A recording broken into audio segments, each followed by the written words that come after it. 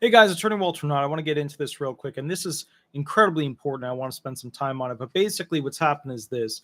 We're starting to see some cultural issues that are popping up related to disabled individuals getting proper medical treatment. And as a result of this, it's getting worse and worse and worse with this bias, where medical doctors are using techniques to get rid of those who are essentially disabled from their practices because they view them as something that's more difficult, something that takes more time, something not worth the money. Now, Congress passed Section 504 of the Rehabilitation Act in 1973, in that you can't discriminate against the disabled if the feds are paying the bill, like Medicare, Medicaid, stuff like that. And in 1998, the ADA mandated that public and private institutions also provide these protections. Now, there are no ADA sheriffs out there in this wonderful town that we live in, folks, but here's the deal. We do have HHS, Health and Human Services, and we do also have attorneys filing suits related to this, where around 10,000 ADA Title III lawsuits have been filed each year since 2018. That's a significant amount. That's a chunk. Now, before I go on, please remember to like, subscribe, and leave 5-star reviews if this video is helping you, okay? The bottom line is that a portion of doctors are pushing the disabled out of their practices by referring them to specialists right off the bat, ending the relationship in general, or reducing their interaction time to try and get away from them. Mass medication without detailed symptom follow-ups is another technique that's being used. Not filling out physician statements was pretty much the issue around 15 years ago. Now they're not willing to fill out RFC forms. That was about 8 years ago. Doing a disability status request form for the SSA, that's a new thing. They're not willing to do those. It's about 3 years ago. The truth is that some doctors feel that the disabled are essentially not worth the extra effort. That's what they were saying. That's what they were feeling in some of the, reports where they got a bunch of doctors together and did an analysis. Now, with that said, there is this amazing article from Emma Yasinki of Undark magazine titled "Doctors Are Failing Patients with Disabilities." Now, they studied doctors from those who supported the disabled and those who didn't support the disabled, the whole cross spectrum. And what they found with this is that some of the doctors felt that the disabled were essentially part of an entitled population. And some also felt that the ADA really worked against physicians. Now, look, I'm a practicing disability attorney. I've owned disability resolution for 9 years, going on 10 years. There are some individuals on disability benefits, especially those who were found disabled 15 years plus ago, where even I sit back and go, that person is definitely not disabled.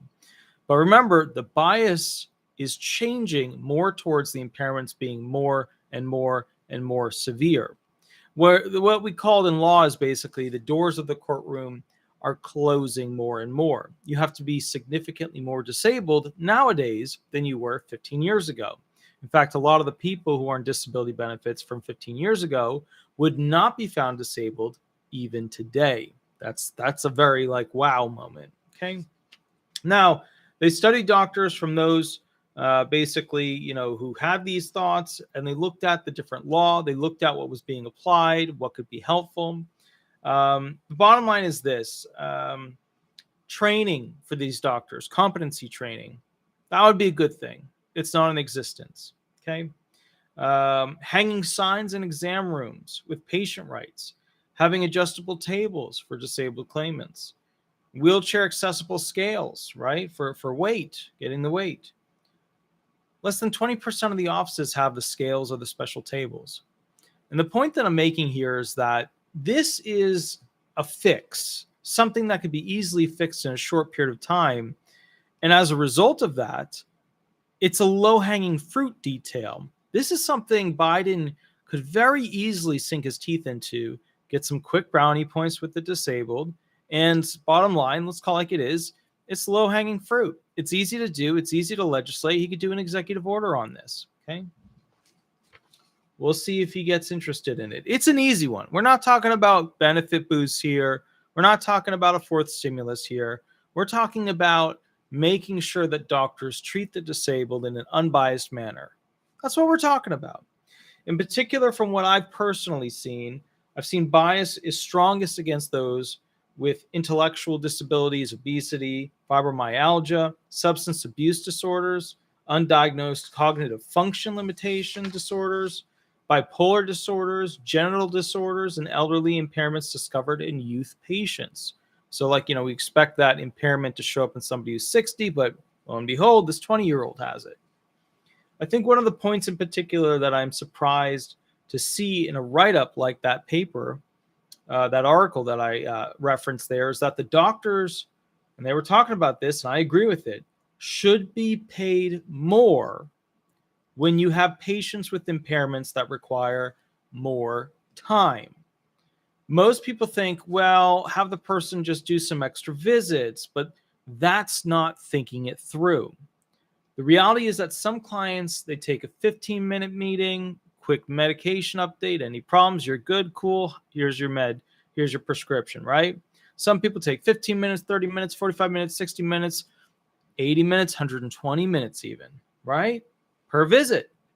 The doctors need to be paid appropriately by Medicare or Medicaid for their services, okay?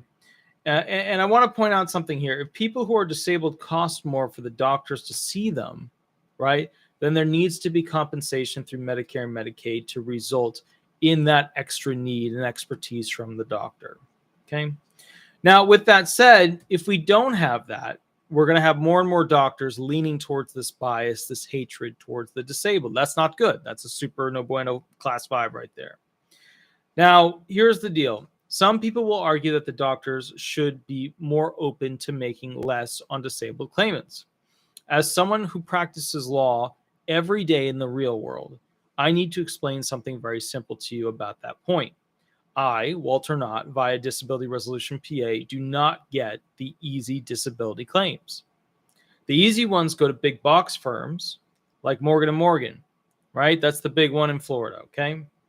And they mass advertise everywhere. Their advertisements are everywhere, okay? Even at the bottom of this channel, while on YouTube, they might be advertising during this video right now, okay?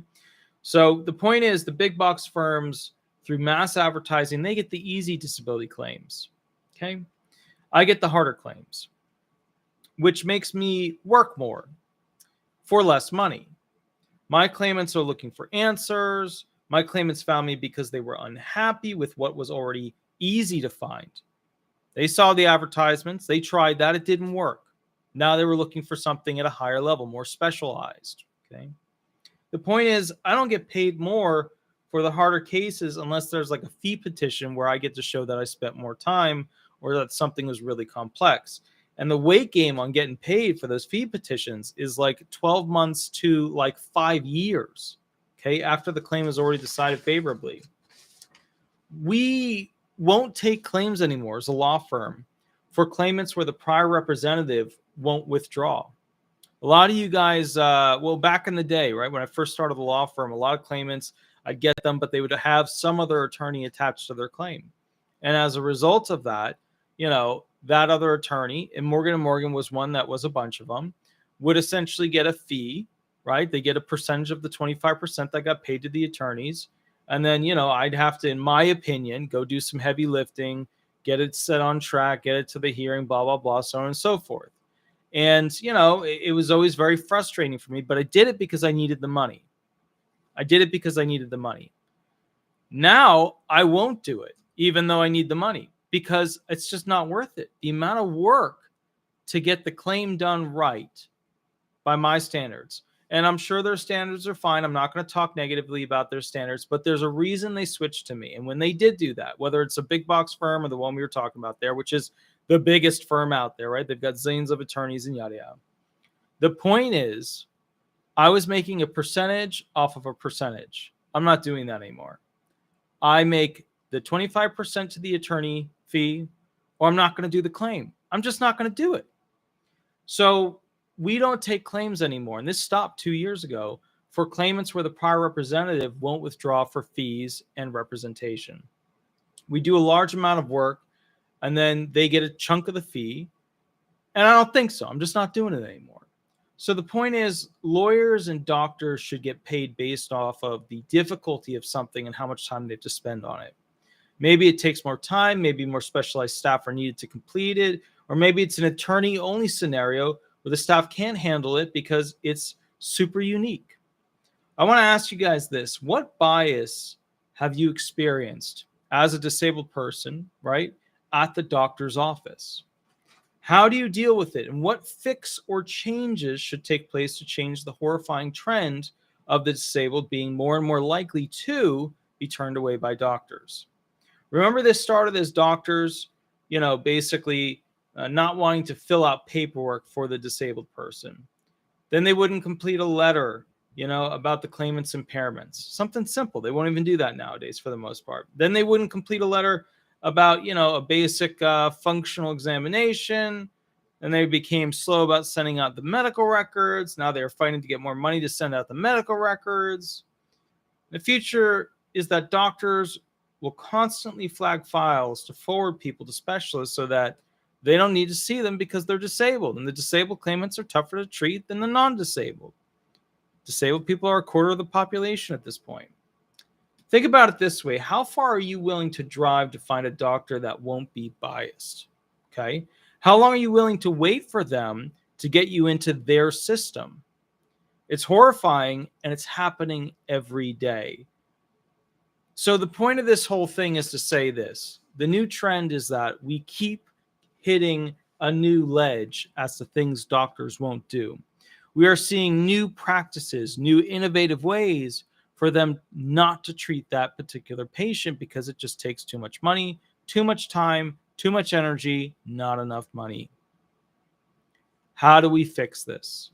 You guys tell me what you've come across. We'll write up a bullet point list. I'll create a legal letter. I'll send it to the White House. I'll send it to Commissioner Kijikazi. I'll send it to the nonprofits in Washington, D.C. This is a low-hanging fruit fix. This is easy. President Biden, and I'm not trying to say good or bad or whatever, but he is a fan of low-hanging fruit. He's a long-term politician, and all long-term politicians are lovers of low-hanging fruit. Let's do the work for them. That's how it works. Hey, when it comes to judges, when it comes to the federal government, when it comes to teachers, when it comes to getting some certificate, achieving something, winning something, you always got to do your boss's job so that they write down excels. Let's do their job for them, and let's get this thing changed. Let's get it fixed. Let's get doctors wanting, especially to treat those who are disabled. I'll catch you a little bit later. You have a wonderful night, guys. Thank you so much for being part of the show. I always really appreciate it. I will catch you a little bit later. I'm going to head out and go watch the rocket launch. All right. Have fun, guys. Bye-bye, guys. Bye-bye.